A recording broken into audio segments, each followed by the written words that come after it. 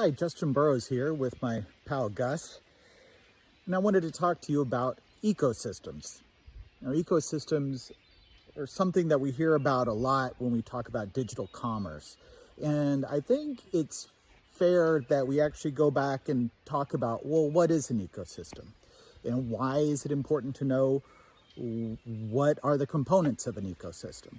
So right now, I am actually foraging for mushrooms. What I'm doing is I'm foraging for where they will be.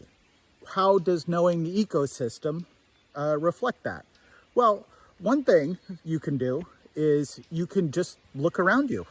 These are hardwoods right there, I think is a hemlock, so this means that it's mixed hardwoods. Also, we can look at what's growing on the ground.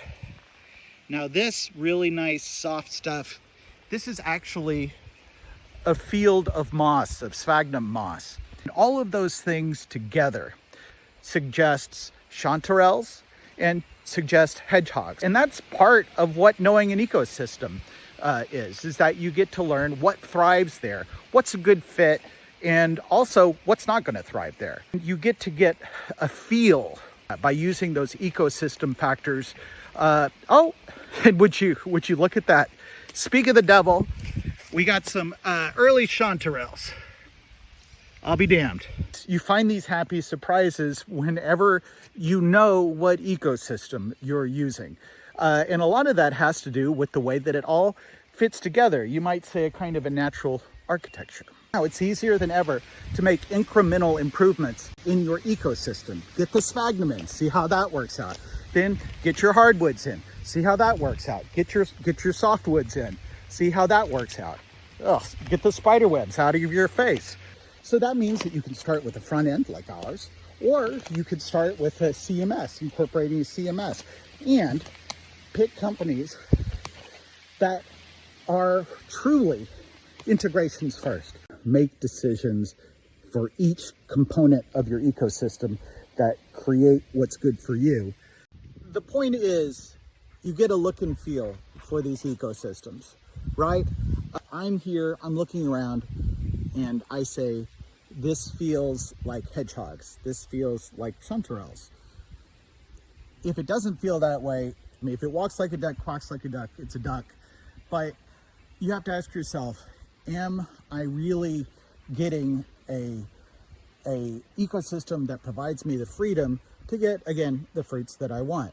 Because you can tell. If it doesn't feel right, if it seems like a monolith, it probably is a monolith. There's just no way to get around that.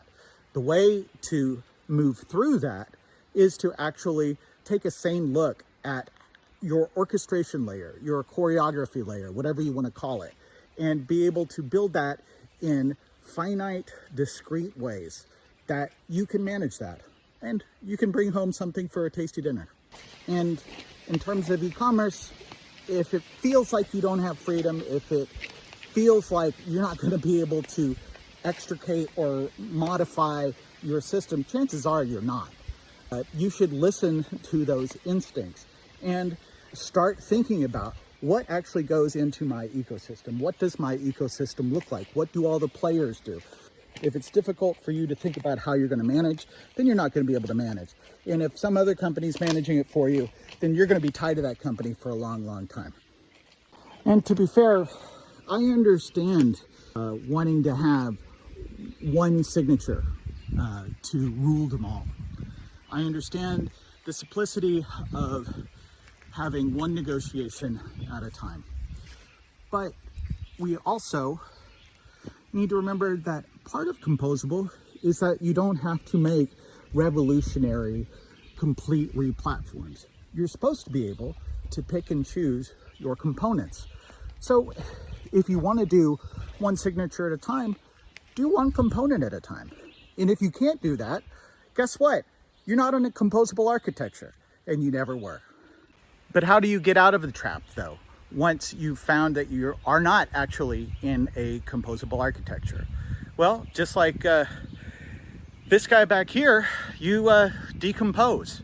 You start taking parts of your infrastructure, your ecosystem, and you start replacing them piece by piece, making sure that they are truly composable, thinking about, as you're integrating, how you might disintegrate this. And if this goes out of business, or if there's a new technology coming along, am I going to be able to handle that? That's part of the strategic framework.